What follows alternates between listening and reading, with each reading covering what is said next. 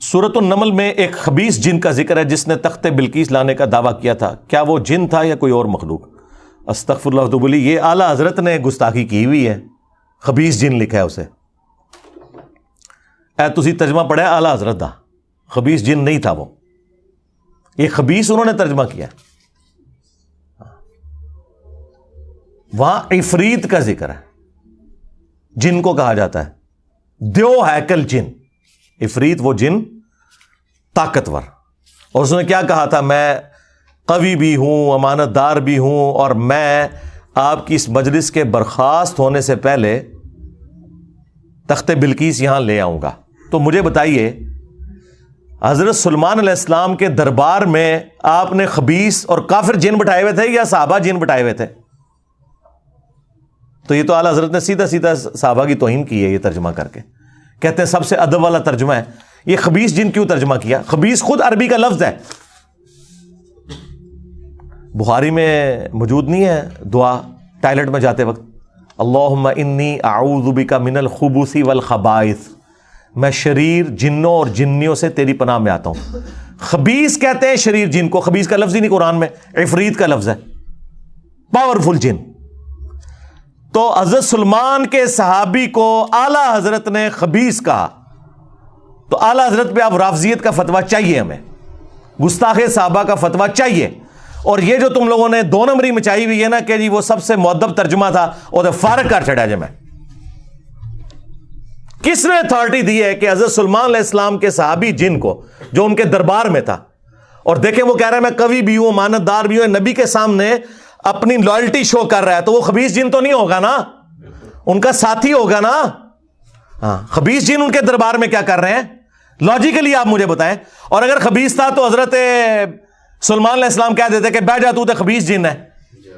انہوں نے تو یہ نہیں کہا, انہوں نے صرف یہ کہا کہ مجھے اس سے بھی جلدی چاہیے. تو پھر حضرت آصف بن برخیہ جو اسرائیلی کتابوں میں ملتا ہے, سنن نسائی الکبریٰ کے اندر بھی موجود ہے, آصف نام کا ایک شخص تھا جو سورہ نمل میں آیا کہ اس کے پاس کتاب کا علم تھا. اس نے کہا کہ میں آپ کی پلک جھپکنے سے پہلے وہ لے آؤں گا, اور وہ لے آیا. اس میں میری تفصیلی ویڈیو دیکھ لیں, اس میں سے جو انہوں نے اپنے صوفیاء کی جو کہانیاں ثابت کرنے کی کوشش کی ہے, میں نے پوری انجینئرنگ کی ہے اس واقعے کی. وہ آپ جا کے دیکھیں, تخت بلقیس والا واقعہ بھی, موسیٰ اور خضر علیہ السلام والا واقعہ بھی, ایک ایک شیطرت ان کی میں نے کھولی ہوئی ہے. وہ آج ٹاپک نہیں, ورنہ اور طرف چل پڑے گا.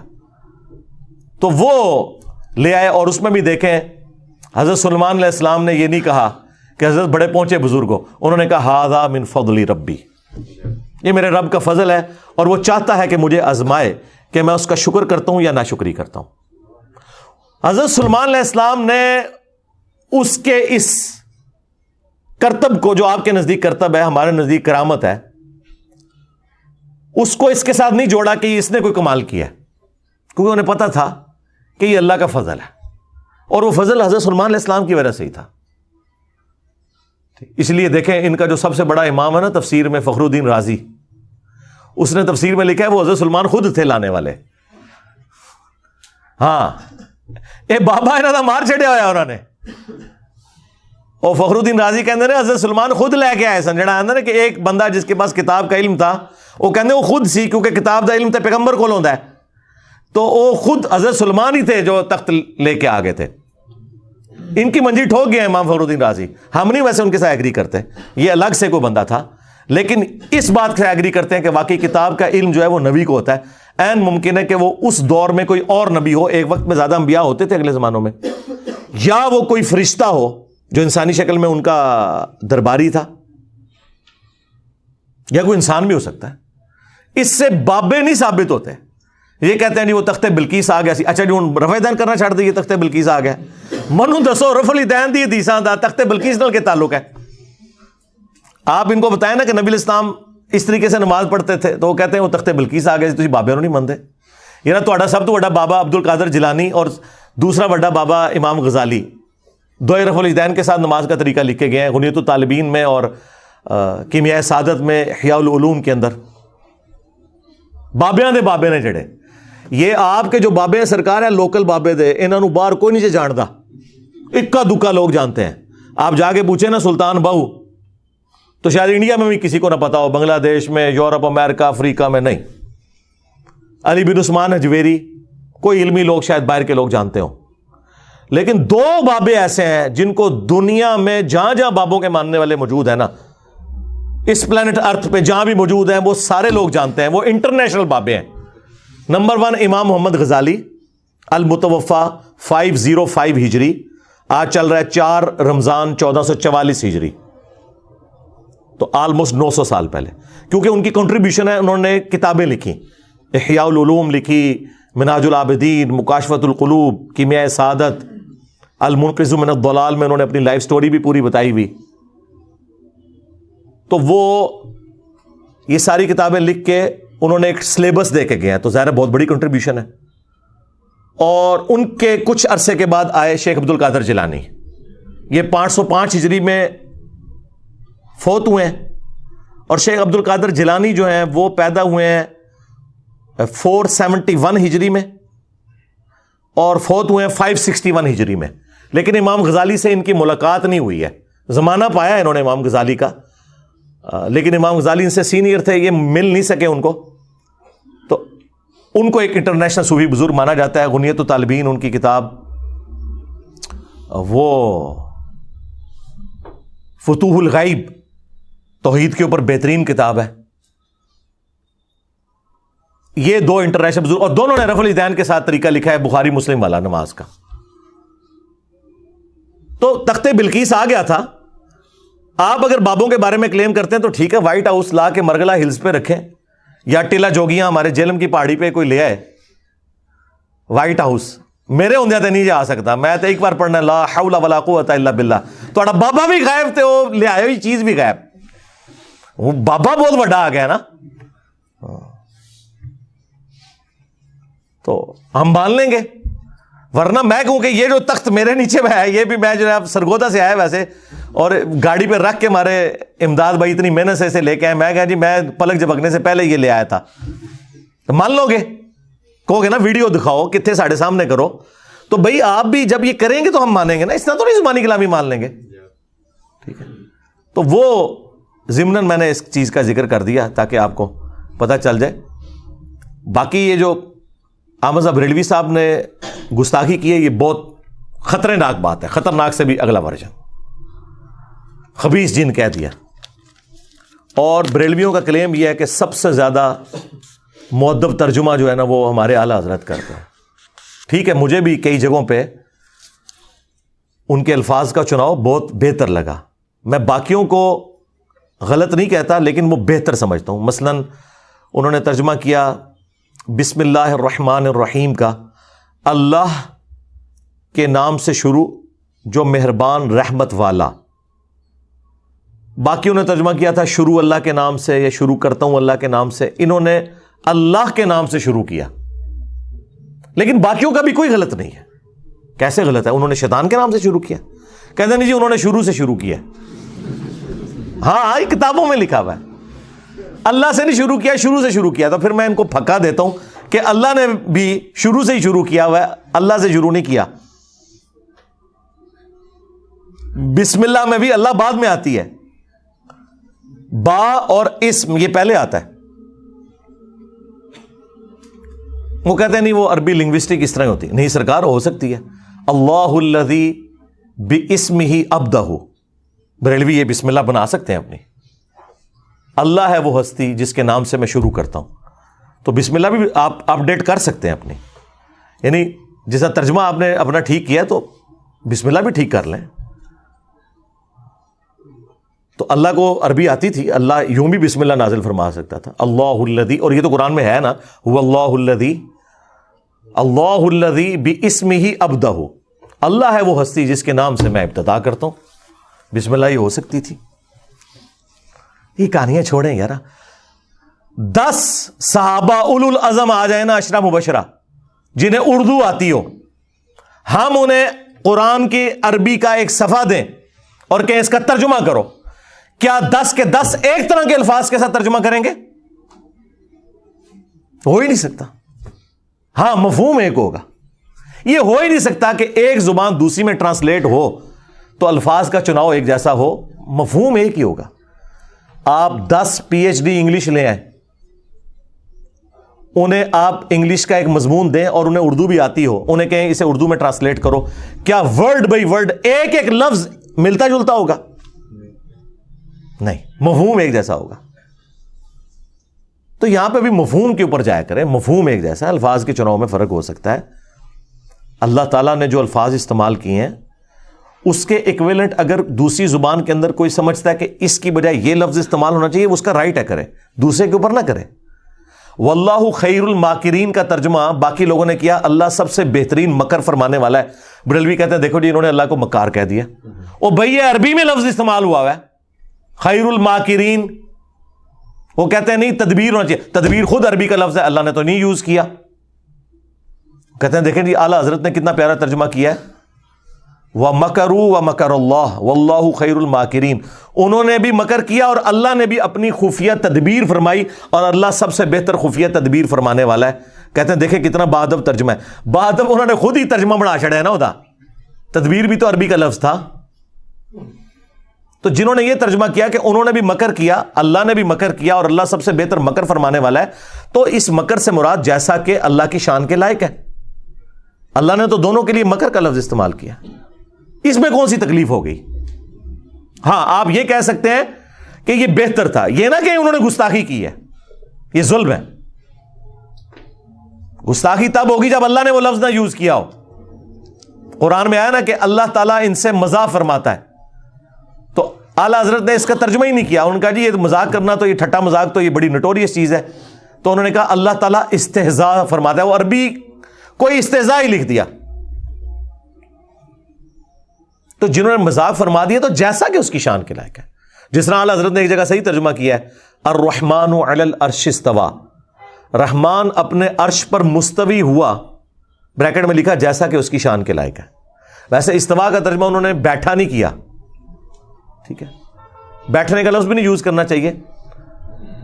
اپنے عرش پر جلوہ گر ہوا یا متمکن ہوا, یا اگر وہ بیٹھنا بھی کر لیتا ہے تو ظاہر ہے وہ کرسی پہ بیٹھنے والی مثال نہیں دے رہا, وہ تو قرآن میں واضح ہے لیس کمثلہ شیء وہو السمیع البصیر.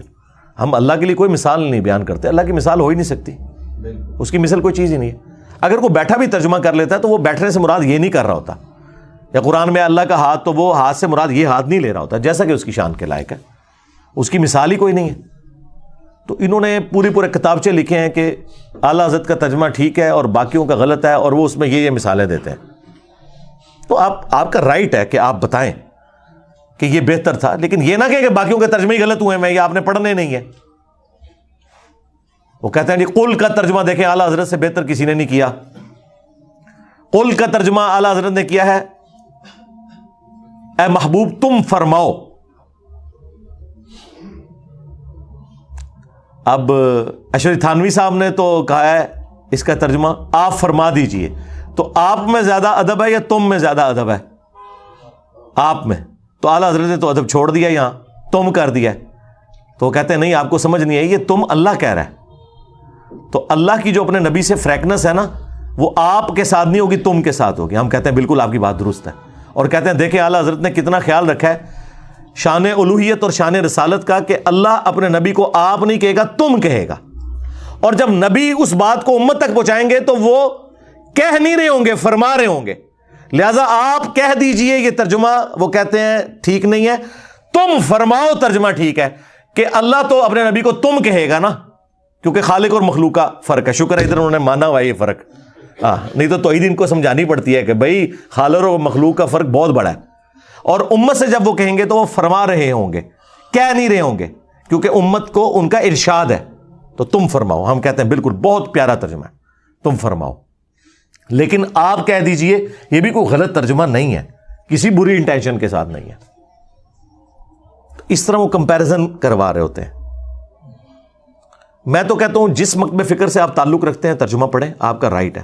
ڈنڈی اکا دکا جگہ پہ جہاں پہ لوگوں نے ماری ہے نا وہ پکڑی جاتی ہے, اس کی وجہ سے آپ کسی کو یہ نہ کہیں کہ آپ فلاں کا ترجمہ پڑھیں فلاں کا نہیں. بریلویوں نے اعلیٰ حضرت کا ترجمہ پڑھا ہے اور اللہ نے انہیں توحید کی حقیقت تک پہنچا دیا. اعلیٰ حضرت نے ترجمہ بڑا پیارا کیا ہے, ایاک نعبد و ایاک نستعین, اے اللہ ہم تیری ہی عبادت کریں, تجھی سے مدد چاہیں. تین خوبصورت چیزیں ایک جگہ جمع کر دی ہیں. باقی سب نے ترجمہ کیا ہے اے اللہ تیری عبادت کرتے ہیں, تجھی سے مدد چاہتے ہیں. یہ پرفیکٹ ترجمہ نہیں ہے, کیونکہ یہاں مضارع کا صیغہ ہے. مضارع میں حال اور مستقبل دونوں کور ہوتے ہیں. ترجمہ اس کا یوں بنتا تھا اے اللہ تیری ہی عبادت کرتے ہیں اور کریں گے, تجھی سے مدد چاہتے ہیں اور چاہیں گے. اور دوسری بات, یہ دعائیہ کلمات تھے, تو اعلی حضرت نے دعا پلس حال پلس فیوچر مستقبل تینوں کو ایک جگہ جمع کر کے ترجمہ پتہ کیا کیا ہے, اے اللہ تیری ہی عبادت کریں تجھی سے مدد چاہیں. یعنی آج بھی اگر عبادت کر رہے ہیں تو تیری کریں, مستقبل میں بھی کریں تو تیری کریں, اور دعا بھی ہو گئی اے اللہ تیری عبادت کریں تجھی سے ہی مدد چاہیں. میں کہتا ہوں کلاس ہے, یعنی یہ 100/100 نمبر بنتے ہیں. اس طرح کا ترجمہ اور کسی نے نہیں کیا. یہ لادہ بات ہے کہ اعلیٰ حضرت کے ماننے والے بابوں کو پکار رہے ہیں, ہاں, لیکن ہم کہتے ہیں اعلیٰ حضرت کا ترجمہ پڑھو تو ہی تک پہنچ جاؤ گے. بریلوی ہو تو اعلیٰ حضرت کا ترجمہ پڑھ لو, دیوبندی ہو تو اپنے اشرف تھانوی کا ترجمہ پڑھ لو, اہل حدیث ہو تو اپنے جوڑا گڑھی صاحب کا ترجمہ پڑھ لو, شیعہ ہو تو اپنے فرمان علی شاہ کا ترجمہ پڑھ لو. انہوں نے بھی یہی ترجمہ کیا اللہ تیری عبادت کریں تجھی سے مدد چاہیں. بعد میں بے شک وہ پکارتے رہے یا علی مدد کہتے رہے یا شیخ عبد القادر جیلانی مدد کہتے رہے, اسے کوئی فرق نہیں پڑتا. قرآن میں تو یہی لکھا ہوا نا. پھر ہم کیوں نہ کہیں کہ مرنے سے پہلے اے مسلمان کر لے اس پہ غور, کتابوں کا خدا اور ہے بابوں کا خدا اور. یعنی کہ اسی خدا کو مانتے ہیں لیکن تعلیمات وہ نہیں ہیں جو کتابوں میں آئی ہیں. بابوں نے اپنی طرف سے ہی دین گھڑ کے آپ کو بتایا. تو جہاں جہاں پہ ان کا ترجمہ اچھا ہے ہم تعریف کرتے ہیں کہ بہت اچھا ترجمہ کیا, لیکن جہاں جہاں ڈنڈی ماری وہ پکڑی گئی. اب دیکھیں نا, انا ارسلنا کا شاہدا و مبشرا و نذیرا, اس کا ترجمہ اتنا ظلم پہ مبنی انہوں نے کیا, اے نبی ہم نے آپ کو حاضر و ناظر بنا کے بھیجا. اب عام بندے کو کہ وہ کہتا ہے قرآن میں لکھا ہے حاضر و ناظر, آپ کیوں نہیں مانتے؟ اب انہیں کون بتائے کہ یہ حاضر و ناظر دونوں لفظ عربی کے تھے, حاضر ناظر, قرآن میں تو نہیں لکھے ہوئے. قرآن کے جو الفاظ ہیں وہ ہے شاہد, تو شاہد کا ترجمہ انہوں نے کر دیا ہے حاضر و ناظر. اب اس کی وجہ سے مصیبت کھڑی ہوگی. اسی وجہ سے پھر اہل حدیث دیوبندی کہتے ہیں جی اعلیٰ حضرت نے ترجمہ چینج کر دیا. ہم کہتے ہیں کوئی فرق نہیں پڑتا, اعلیٰ حضرت نے اپنی ڈنڈی خود ہی پکڑ لی ہے. ہر جگہ تو بتا ڈنڈی نہ مار سکتا. یہی شاہد کا لفظ, شہید کا لفظ جب آیا ہے نا سورۃ البقرہ میں پارہ نمبر 2 کے آغاز کے اندر, اعلیٰ حضرت ان فوت ہو گئے نے, رجوع بھی نہیں کر سکتے, نہیں تو رجوع کروا لیں. آیت نمبر 143 وَكَذَلِكَ جَعَلْنَاكُمْ أُمَّةً وَسَطًا, اور اس طریقے سے ہم نے تمہیں معتدل امت بنایا ہے, لِتَكُونُوا شُهَدَاءَ عَلَى النَّاسِ, تاکہ تم حاضر و ناظر بن جاؤ لوگوں پر. پوری امت حاضر و ناظر. اب میں وہ ترجمہ وہ کر رہا ہوں, وَيَكُونَ الرَّسُولُ عَلَيْكُمْ شَهِيدًا, اور رسول اللہ تم پر گواہ بن جائیں, تم پر حاضر و ناظر ہو جائیں. اب یہاں پہ امت کو پہلے حاضر و ناظر ماننا پڑنا تھا اور نبی علیہ السلام کو بعد میں. اب اعلیٰ حضرت نے یہاں ترجمہ ٹھیک کیا ہے, تاکہ تم گواہ بن جاؤ اور لوگوں پر, اور یہ رسول تم پر گواہ. آئے ہو نا داڑھ تھلے اعلیٰ حضرت جی, اپنا خود ترجمہ وائلیٹ کر دیا.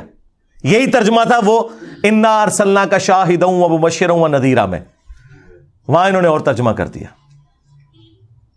لیکن سورہ البقرہ کی آیت نمبر 143 میں انہوں نے وہی ترجمہ کیا جو بنتا تھا, یعنی شہادت علی الناس ہم دے رہے ہیں. مولانا مودودی کی ایک کتاب بھی ہے شہادت علی الناس, یعنی اس امت کا کام ہے کہ وہ ختم نبوت کی برکت سے, نبی علیہ السلام کے بعد تو کوئی پیغمبر نہیں آنا, وہ رسول اللہ کے بہاف پہ اللہ کی اور دین کی گواہی دے گی اور لوگوں کے سامنے یعنی دین کا پیغام پہنچائے گی, جس طرح نبی علیہ السلام نے شہادت علی الناس کی اپنے زمانے کے لوگوں کے اوپر. اور اس کے کانٹیکسٹ میں بخاری میں حدیث بھی ہے کہ قیامت والے دن حضرت نوح علیہ السلام کے امتی انکار کر دیں گے کہ ہمارے نبی نے ہم تک پیغام ہی نہیں پہنچایا, تو رسول اللہ کی امت گواہی دے گی کہ حضرت نوح علیہ السلام نے پیغام پہنچایا تھا. حضرت نوح کے حق میں وہ امت کہے گی کہ جی آپ گواہ لے کے ہیں, تو حضور کی امت کہے گی کہ ہم گواہی دیتے ہیں. تو حضور کی امت نے حضرت نوح علیہ السلام کا زمانہ پایا ہوا ہے, کیسے گواہی دیں گے؟ قرآن کے ہونے پہ, کہ قرآن میں آیا تھا کہ سورہ نوح موجود تھی, سورہ ہود موجود تھی, سورۃ الاعراف موجود تھی, کہ کتنی محنت کے ساتھ اس شخص نے 950 سال تک توحید کا علم بلند کیا، تب بھی امت میں سے چند لوگوں نے صرف حق قبول کیا. تو یہ امت محمدیہ گواہی دے گی. تو نبی علیہ السلام نے اس آیت کے کانٹیکسٹ میں فرمایا کہ یہ امت گواہ ہوگی اگلی امتوں کے اوپر بھی، ان کے نبیوں کے حق میں گواہی دے گی قرآن کی برکت سے. یہ نہیں کہ حاضر و ناظر تھی. یہاں پہ ڈنڈی اعلی حضرت مار گئے اور وہ ڈنڈی پکڑی گئی. پھر سورۃ القصص میں ایسے پکڑی گئی کہ سورہ آل عمران میں، سورہ قصص میں اور کئی جگہوں پہ آیا کہ اے نبی آپ موجود نہیں تھے جب ہم نے موسیٰ علیہ السلام کو کوہ طور کے پاس پکارا تھا. اور اللہ تعالیٰ اپنے نبی کی نبوت کی دلیل یہ بتا رہا ہے کہ تم میں وہ شخص ہے جو اپنی پیدائش سے 1400 سال پہلے، آلموسٹ 1400 سال بھی نہیں، 2000 سال پہلے، حضرت عیسیٰ علیہ السلام سے 1400 سال پہلے کا زمانہ ہے حضرت موسیٰ کا. اپنی پیدائش سے 2000 سال پہلے کے زمانے میں جو پیغمبر موسیٰ علیہ السلام آئے تھے، ان کی جو کوہ طور پہ ملاقات ہوئی تھی اللہ تعالیٰ کے ساتھ، جیسا کہ اس کی شان کے لائق ہے، وہ بتا رہے ہیں. تو اللہ تعالیٰ فرماتا ہے نبی تم وہاں موجود نہیں تھے جب ہم نے موسیٰ علیہ السلام کو ندا دی تھی، تب بھی تم بتا رہے ہو. تو اس کا مطلب ہے تمہارے پاس اللہ کی وحی آتی ہے. اللہ کے نبی کی نبوت کی دلیل بنایا جا رہا تھا، لیکن ساتھ ایک مسئلہ بھی کلیئر ہو گیا کہ حضور وہاں پہ حاضر نہیں تھے، کیونکہ ان کا یہ عقیدہ ہے. مفتی احمد یار خان نعیمی نے جال حق میں لکھا ہے کہ حضور اگلی امتوں میں بھی حاضر و ناظر تھے، صرف اس امت میں نہیں. تو قرآن میں تو لکھا ہے نبی تم وہاں موجود نہیں تھے. تو پتہ کیا کہتے ہیں؟ وہ کہتے ہیں قرآن نے حاضر کی نفی کی ہے، ناظر کی نہیں کی ہے. یعنی وہاں موجود نہیں تھے، لیکن عالم ارواح میں یہ منظر دیکھ رہے تھے جس طرح آج قبر مبارک میں پوری امت کو دیکھ رہے ہیں. کوئی عقیدہ بنا لیا. ہم پھر کیا کہتے ہیں؟ رکو ذرا، صبر کرو، آگے چل. سورہ قصص پڑھ، اس میں اللہ تعالیٰ نے فرمایا اے نبی نہ تو آپ وہاں موجود تھے، اور وما کنت من الشاہدین، نہ تم دیکھنے والوں میں شامل تھے، نہ تم حاضر تھے نہ تم ناظر تھے. اس کا ترجمہ آ کے اعلیٰ حضرت نے ڈنڈی مار کے چینج ہی کر دیا اور بدل دیا، کیونکہ انہیں حاضر و ناظر کی نفی کرنی پڑی. شاہد وہی لفظ آیا یہاں پہ، وما کنت من الشاہدین، نہ آپ شاہدین میں تھے. اور اس سے بڑی ڈنڈی ماری مفتی احمد یار خان نعیمی نے. اس نے حاضر و ناظر کے حق میں جو دلائل دیے نا، جال حق اپنی کتاب کے اندر، اس میں جب یہ اعتراض آیا نا کہ قرآن میں تو جگہ جگہ آیا کہ نبی تم وہاں موجود نہیں تھے، اور اس میں سورہ قصص بھی اس بندے نے ذکر کی، تو اس نے سورہ قصص کی آیت آدھی لکھی اور جواب میں لکھا یہاں تو صرف یہ لکھا ہے کہ وہاں موجود نہیں تھے، یہ تو نہیں لکھا ہوا کہ وہاں شاہد نہیں تھے. حالانکہ لکھا ہوا تھا، وہ آیت ہی کاٹ دی، وما کنت من الشاہدین، پہلا حصہ لکھ دیا کہ نبی تم وہاں موجود نہیں تھے. یہ اگر کسی نے کیا ہے تو وہ جو قرآن میں آتا ہے نا کہ جو لوگ ہماری آیات میں ہمیں ہرانے کی کوشش کریں گے ہم ان کے ساتھ پھر وہ حشر کریں گے، اس شخص نے اللہ کو قرآن کی آیات میں ہرانے کی کوشش کی ہے. آیت آدھی لکھ دی اور جواب الٹ دیا کہ اس میں تو یہ لکھے وہاں موجود نہیں تھے، یہ تو نہیں ہے کہ گواہ نہیں تھے، لکھا ہوا ہے جناب وما کنت من الشاہدین. اسی لیے میرا کلپ بھی اپلوڈ ہوا تھا، قرآن میں تحریف کرنے والا مفتی. قرآن کی عربی میں کوئی تحریف نہیں کر سکتا، بس اس کی گارنٹی ہے. ترجمے میں، تفاسیر میں علماء کرام نے وہ کچھ کیا ہے کہ آج امت یہ ساری گمراہیاں انہی کی وجہ سے بھگت رہی ہے. گارنٹی صرف ٹیکسٹ کی ہے، انا نحن نزلنا الذکر وانا لہ لحافظون. اور وہ جو ترجمے میں بھی ڈنڈی ہے وہ بھی خود ان کے اپنے ترجمے سے پکڑی جاتی ہے. اس لیے میں کہتا ہوں آپ یہ نہ کہیں کہ فلاں کا پڑھو فلاں کا نہ پڑھو، خود ہی جب کوئی پورا ٹوٹالٹی میں قرآن پڑھے گا اسے پتہ چل جائے گا کہ کیا ہوا ہے. اسی طریقے سے جہاں جہاں کوئی سخت آیات آتی ہیں نا اور اعلیٰ حضرت کا دل نہیں مانتا اور وہ سمجھتے ہیں یہاں حضور کی گستاخی ہو جائے گی، وہ مخاطب تو رسول اللہ کو کیا ہوتا ہے، لیکن وہ اس کو ہٹا کے اے سننے والے. سورۃ الانعام میں آیا نا کہ وہ نبی سے منہ مانگا معجزہ مانگتے تھے، تو اللہ تعالیٰ نے فرمایا کہ اے نبی اگر تم سے ہو سکے نا تو زمین میں کوئی سرنگ تلاش کر لو یا آسمان میں کوئی سیڑھی لگا لو، ان کو معجزہ لا کے دکھا دو، ہم تو معجزہ نہیں دکھائیں گے. اور اس میں یہاں تک الفاظ آئے کہ جاہلوں میں نہ ہو. اب ظاہر ہے وہ سمجھ رہے تھے کہ بھئی اللہ تعالیٰ تو اپنے نبی کو اس طرح نہیں کہہ سکتا. بھائی اللہ ہے, اللہ اپنے بندوں کو جس طریقے سے مرضی کرے. ڈاکٹر اسرار صاحب بھی ڈر گئے, یہاں ترجمہ انہوں نے کیا ہے نبی جذباتی نہ ہو. ٹھیک ہے سرکار, اس سے کیا فرق پڑتا ہے؟ اللہ تعالیٰ نے تو حضرت نوح علیہ السلام کے لیے بھی کہا تھا کہ تم اس چیز کے بارے میں سوال نہ کرو جس کے بارے میں تمہیں علم نہیں ہے. جب انہوں نے اپنے کافر بیٹے کے لیے دعا کی تھی, وہاں پہ بھی الفاظ ہیں نوح جاہلوں میں شامل نہ ہو. وہاں تو حضرت نوح علیہ السلام کو مینشن کر کے اللہ نے کہا ہے. چلو یہاں تو تم سننے والے ترجمہ کر لو گے, وہاں کیا کرو گے؟ وہاں تو نوح علیہ السلام کو مخاطب کیا جا رہا ہے. یہ تو نہیں ہو سکتا کہ نوح علیہ السلام کے لیے آپ یہ لفظ مان لیں اللہ کی طرف سے اور نبی کے لیے نہ مانیں, وہ بھی تو پیغمبر ہیں. لیکن چند کریٹیکل آیات شکر ہے ایسی ہیں جس کا ترجمہ اعلیٰ حضرت نے بھی چینج نہیں کیا. ایک آیت تو میں ضرور کہوں گا کہ وہ آپ پڑھیں, سورۃ الاعراف کی آیت نمبر 188, جس کے بارے میں میرا یہ دعویٰ ہے کہ یہ وہ آیت ہے جو آپ مسلمانوں کے مجمع میں کسی چوک یا چوراہے میں پڑھیں تو شہادت واجب ہو جائے گی. آپ کو کوئی نہ کوئی 295C لگا کے قتل کر دے گا, خواہ آپ اعلیٰ حضرت کا ہی ترجمہ پڑھ دیں سورۃ الاعراف کی آیت نمبر 188 کا, کیونکہ پورے کے پورے ان کے جو عقائد اور نظریات جو انہوں نے گھڑے ہوئے ہیں نا, وہ سارے ایک آیت سے فارغ ہو جاتے ہیں. اور اعلیٰ حضرت نے اس کا ترجمہ بالکل ٹھیک کیا ہوا ہے, کیونکہ وہاں تو یہ کہہ نہیں سکتے تھے کہ اے سننے والے, وہاں تو نبی علیہ السلام کو ڈائریکٹ کہا جا رہا تھا قل کے ساتھ. وہ آیت میں کور کر دیتا ہوں تاکہ ایٹ لیسٹ قرآن کے حوالے سے آپ کو یہ کلیئر ہو جائے کہ قرآن کا خدا اور ہے, قرآن کا پیغمبر اور ہے, بابوں کا پیغمبر اور ہے. اگرچہ وہ اسی پیغمبر کو مانتے ہیں لیکن ان کوالٹیز کے ساتھ مانے نا جو قرآن و سنت میں آئی ہیں. آیت نمبر ہے 188 سورۃ الاعراف, سورت نمبر 7 پارہ نمبر 9. قل لا املک لنفسی نفعا ولا ضرا, اے نبی تم فرماؤ میں تو اپنی جان کے حق میں بھی کسی نفع اور نقصان کا مالک نہیں ہوں. لو جی بابے تو سارے اڑ گئے جے. اگر رسول اللہ کا یہ سٹیٹس ہے کہ وہ اپنی جان کے نفع نقصان کے مالک نہیں ہے, ٹھیک ہے, ہو سکتا ہے کوئی یہ کہے کہ حضور اپنے لیے یہ کہہ رہے تھے, ہمارے لیے نہیں کہہ رہے تھے, ہمارے تو نفع نقصان کے مالک ہیں, کیونکہ رسول اللہ سے اوپر تو کوئی نہیں کہ جو انہیں نفع نقصان پہنچا سکے سوائے اللہ کے. تو ہم کہیں گے رکو ذرا, صبر کرو, یہ تمہارا وسوسہ بھی قرآن سے ہی ہم ختم کر دیں گے. کھولو سورۃ المائدہ اور اس کی آیت نمبر 75 کھولو, تمہیں پتہ چل جائے گا اللہ تعالیٰ نے ایک اولو العزم پیغمبر عیسیٰ ابن مریم علیہ السلام کے بارے میں پہلے ہی فرما دیا, مل مسیح ابن مریم الا رسول, عیسیٰ ابن مریم تو نہیں تھے مگر ایک رسول ہی, قد خلت من قبلہ الرسل, ان سے پہلے بھی اور رسول گزر چکے ہیں. یہ اللہ کے بیٹے تم نے کہاں سے بنا لیے؟ رسول تھے اور رسول بھی آئے. وَأُمُّهُ صِدِّيقَةٌ, اور ان کی ماں ایک سچی عورت تھی. كَانَا يَأْكُلَانِ الطَّعَامَ, دونوں کھانا کھانے کے محتاج تھے, ہاں روٹی کے محتاج تھے, عیسیٰ بھی ان کی ماں بھی.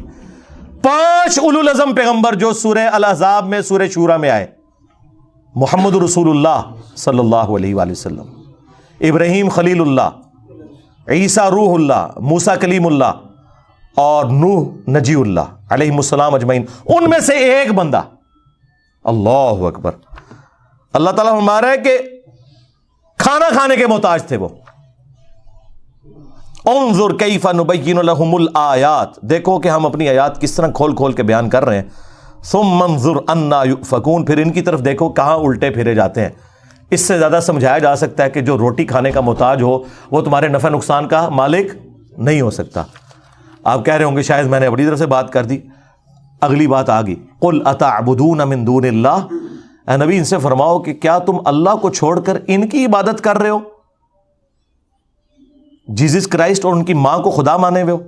اب یہ آپ بریلویوں کو پیش کریں, وہ کہتے ہیں نہیں ہم تو نہیں بزرگوں کو خدا مانتے, عبادت تو نہیں کرتے.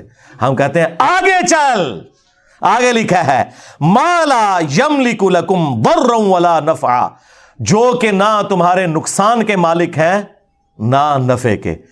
عیسیٰ اور ان کی ماں تمہارے نفع نقصان کے مالک نہیں ہے. عبادت تو پچھلی بات رہ گئی, یعنی عبادت اس کی ہوگی جو نفع نقصان کا مالک ہوگا.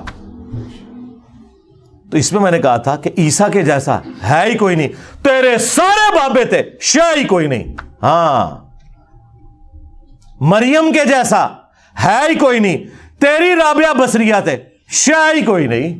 دونوں کا ذکر آیا ہوا ہے. عبادت نہیں صرف, نفع نقصان کے مالک نہیں. واللہ هو السمیع العلیم, اور اللہ ہی ہے سننے والا, علم والا. بھائی عیسیٰ ان کی ماں سننے اور علم والے ہو ہی نہیں سکتے, تو کس کے مشکل کشا کہاں سے ہوں گے؟ ہاں, یہاں پہ بھی جو نبی کے لیے آیا کہ اے نبی تم فرما دو میں تو اپنی جان کے لیے بھی نفع نقصان کا مالک نہیں, تو اس کے کانٹیکسٹ میں نے پیش کیا, یہ انہی معنوں میں ہے کہ مالک اللہ ہے. خیر اس آیت میں بھی کھل جائے گا. الا ما شاء اللہ, ہاں مگر جو اللہ چاہے. وَلَوْ كُنْتُ أَعْلَمُ الْغَيْبِ, اور اگر میں غیب خود سے جان لیتا. ایک تو وہ ہے جو اللہ وحی کے ذریعے بتاتا ہے, اس علم غیب کا کوئی انکار کرے وہ کافر ہے. وہ تو نبی کے حق میں ہم مانتے ہیں, وہ تو قرآن میں واضح فتویٰ ہے. سورہ آل عمران آیت نمبر 179 میں واضح اللہ تعالیٰ نے فرما دیا ہے وَمَا كَانَ اللَّهُ لِيُطْلِعَكُمْ عَلَى الْغَيْبِ, اللہ کی یہ شان نہیں کہ تمہیں غیب پر اطلاع دے.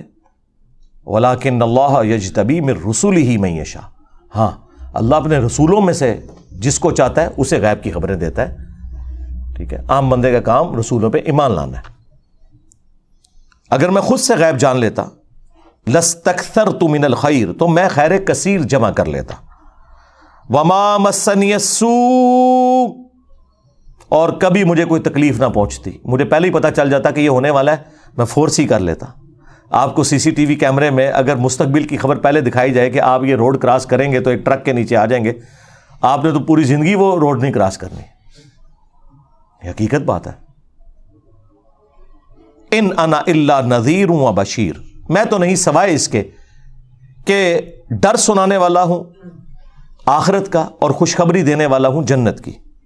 لقوم یؤمنون, ان لوگوں کے لیے جو واقعی بات ماننا چاہیں, ایمان لانا چاہیں, ان کے لیے. یہ سورۃ الاعراف کی آیت نمبر 188 کا اعلیٰ حضرت نے بالکل صحیح ترجمہ کیا ہے, اور خود مان لیا کہ علم الغیب کا عقیدہ کیا ہے, نفع نقصان کا عقیدہ کیا ہے, سب کچھ مان لیا کہ اللہ ہی اللہ ہے. تو یہاں پہ ہم کہتے ہیں کہ اعلیٰ حضرت کا ترجمہ پڑھ لو. پھر سورۃ الانعام میں, سورہ الزمر میں, سورہ یونس میں قل انی اخاف ان عصیت ربی عذاب یوم عظیم, اے نبی تم فرماؤ کہ اگر میں بھی اپنے رب کی نافرمانی کروں تو بڑے دن کا عذاب مجھے بھی آ پکڑے گا. ظاہر ہے یہ سمجھانے کے لیے, ہاں ایسا نہیں ہے کہ رسول اللہ کو نافرمانی کریں گے, سمجھانے کے لیے. اور سمجھا نہیں انہوں نے, سمجھانا یہی تھا کہ عبد القادر جیلانی تے شاہی کوئی نہیں. ہاں اگر نبی کا یہ اسٹیٹس ہے, انہوں نے بھی شریعت کو فالو کرنا ہے. وَأَنَا أَوَّلُ الْمُسْلِمِينَ, سب سے پہلے انہوں نے مسلم بننا ہے. پھر جو سورۃ الاحقاف کی آیت ہے, نبی تم فرماؤ میں کوئی نیا رسول نہیں ہوں, مجھ سے پہلے بھی رسول آئے ہیں, اور مجھے تو خود نہیں پتا کہ خود تمہارے ساتھ اور خود میرے ساتھ کیا ہونے والا ہے معاملہ. یعنی حضور کو تو نہیں پتا تھا کہ کب معجزات ظاہر ہوں گے, کیا ہوگا. اس سے مراد رسول اللہ کی آخرت کا معاملہ نہیں ہے, ظاہر ہے وہ تو قطعی جنتی ہیں, پورا دین اس پہ کھڑا ہے. لیکن یہ بتایا جا رہا ہے کہ جو آپ کو کہتے ہیں نا ہمارے سلسلے میں مرید ہو جاؤ, ہم اس وقت تک جنت میں نہیں جائیں گے جب تک کہ سارے مریدوں کو لے نہ جائیے, کتنے نہ لے جائیے. ہاں تو رسول اللہ تو یہ فرما رہے ہیں مستقبل اللہ اور اس کے بندوں کا معاملہ ہے. حضور جب یہ کہہ رہے تھے نا بخاری مسلم میں کہ اے نبی کے چچا عباس میرے مال سے جو لینا ہے لے لے, اگر اللہ نے تجھے پکڑ لیا میں کچھ کام نہیں آؤں گا. اے نبی کی پھوپھی صفیہ میرے مال سے جو لینا ہے لے لے, اگر اللہ کے حضور پکڑی گئی میں تیرے کچھ کام نہیں آؤں گا. اور اے نبی کی بیٹی فاطمہ, کون فاطمہ؟ جنتی عورتوں کی سردار. ہاں کون فاطمہ؟ میرے جگر کا ٹکڑا, نبی الاسلام نے فرمایا. جنتی عورتوں کی سردار بھی بخاری مسلم میں, جگر کا ٹکڑا بھی بخاری مسلم میں. جس نے اسے تکلیف دی اس نے مجھے تکلیف دی. لیکن حضور نے فرمایا میری بیٹی فاطمہ میرے مال سے جو لینا ہے لے لے, اگر اللہ کے حضور تو پکڑی گئی نا میں تیرے کچھ کام نہیں آؤں گا. تو مجھے بتائیں, میں تو یہ پھر کہوں نا کہ فاطمہ کے جیسا ہے ہی کوئی نہیں. عبد القادر جیلانی تھے, شے ہی کوئی نہیں. بایزید بستامی تھے, شے ہی کوئی نہیں ان کے مقابلے پہ. تو اللہ کے بندو, قرآن و سنت اپنی تعلیمات کے اندر بالکل واضح ہے. اپنے ترجمے پڑھ کے دیکھ لو کیا بیان ہوا ہے. قرآن آپ کسی کا بھی پڑھیں, آپ کو پتہ چل جائے گا کہ قرآن اپنی توحید میں, عقائد میں, نظریات میں بالکل ایک ننگی تلوار ہے, زیرو ٹالرنس ہے. تو یہ اب چونکہ ایک پرچی آئی میرے پہ کیفیت طاری ہو گئی کہ میں نے آپ کو بتا دیا کہ یہ جو اعلیٰ حضرت کے ترجمے کے اعتبار سے جو انہوں نے ایک ڈھکوسلا سا کھڑا کیا ہوا ہے, تو یہ اتنا بھی کوئی معاملہ نہیں ہے جو انہوں نے کھڑا کیا جی اعلیٰ حضرت سے کوئی غلطیاں نہیں ہوئی ہیں. انہوں نے سیدھا سیدھا ایک صحابی کو خبیث کہہ دیا. اور اس سے بڑھ کر غزوہ احد کا جب ذکر آیا سورہ آل عمران میں, سورۃ البقرہ میں بھی کچھ اشارتاً ذکر ہے, تو وہاں پہ انہوں نے اعلیٰ حضرت نے صحابہ کرام کے بارے میں بدر و احد کے کانٹیکسٹ میں کہا کہ تم نے نہ مردی دکھائی, نہ مرد کہہ دیا صحابہ کو. اچھا ہم اسے گستاخی نہیں سمجھتے, کوئی مسئلہ نہیں ہے, ان کی ڈاکٹرین میں ہے نہ مرد کہنا. وہ کہیں گے وہ نہ مرد ان معنوں میں تھا کہ انہوں نے کمزوری دکھائی, تو ہم کہتے ہیں پھر کمزوری کا لفظ یوز کرنا چاہیے. تم تو کہتے ہو بڑا با ادب ترجمہ ہے, ہاں کہتے ہیں انجینئر بڑا گستاخانہ لفظ یوز کرتا ہے. اعلیٰ حضرت نے نہ مرد کیا ہے صحابہ کرام نو, اعلیٰ حضرت نے صحابہ کرام نو نہ مرد کیا ہے, نہ مردی دکھائی میدان جنگ میں. تو ادھر تم تعویل کرتے ہو نا, کیا کہتے ہو کہ اس سے مراد تھا کم ہمتی دکھائی. آئے سرکار اعلیٰ حضرت نو بھی پڑھانا سی نا کہ کم ہمتی ذکر کر دے, چلو بزدلی کہہ دیتے, اگرچہ وہ بھی ایک گستاخانہ لفظ تھا آپ کی ڈاکٹرین میں. ہمارے نزدیک کوئی ڈاکٹرین میں کوئی بزدلی یا کم ہمت کوئی بھی نہیں ہے, لیکن آپ نے جو کچھ پڑھایا ہے نا اپنی عوام کو, اس میں تو 100% یہ گستاخی ہے. نہ مرد کا ہے صحابہ کرام کو, تو یہ ادھر تعویل کریں گے کہ نہیں جی وہ یہ کہنا چاہ رہے تھے کہ کم ہمتی دکھائی. تو یہ کہتے ہیں نا نہ مرد کیوں کہا, اپنے اعلیٰ حضرت کی باری آئی ہے. تو اب آپ کا جو کلیم تھا نا کہ اعلیٰ حضرت الفاظ کا چناؤ بڑا ادب والا کرتے تھے, وہ میں تھوڑا ختم کرتا. انہوں نے حضرت سلیمان علیہ السلام کے صحابی کو بھی خبیث بولا, خبیث جن, نعوذ باللہ. اور رسول اللہ کے صحابہ کو جو بدر و احد میں شامل تھے, جو ایک انسانی کمزوری کی وجہ سے کم ہمتی دکھا گئے, انہیں نہ مرد کہا, حالانکہ اس سے بہتر لفظ استعمال ہو سکتا تھا. تو ایڈے بھی نا تسی ہوں بادشاہ کھلا کے پھیرا کرو کہ بھی. اور کئی لوگوں نے میری ویڈیوز بھی اپلوڈ کی ہوئی ہیں کہ جی اعلیٰ حضرت کے ترجمے کے لیے بھائی نے بڑی تعریف کی ہے. سرکار میں تو ہر بندے کی تعریف بھی کرتا ہوں اچھائی میں, اور برائی میں چھوڑتا نہیں ہے میں انہوں, ہاں چاہے پرانا ہوئے چاہے نواں ہوئے, ہاں کیونکہ علم کی دنیا ہے. اور یہاں پہ یہ ہو نہیں سکتا کہ نشتر ہاتھ میں ہو سرجن کے اور اسے بتایا جائے کہ حضرت یہ مفتی اعظم پاکستان ہے جن کا اپینڈکس کا آپریشن کریں گے. وہ کہے گا جی پاویں مفتی اعظم ہے تے پاویں قاصد اعظم ہے تے پاویں وزیر اعظم ہے, چیرا سارے نو میں لانا ہے. ہاں تے اے علم دی دنیا ہے, اتنے چیرا لگے گا چاہے پرانا ہوئے چاہے نواں ہوئے. علم کی دنیا میں یہ نہیں بات ہوتی کہ آپ یہ کہیں گے پرانا ہے تو تھوڑا ہاتھوں لا رکھو تے اے نہیں, اس طرح نہیں ہوتا. صلو علی محمد وآل محمد, اللہم صلی علی محمد وعلی آل محمد واصحاب محمد وازواج محمد وامت محمد اجمعین الی یوم الدین, آمین.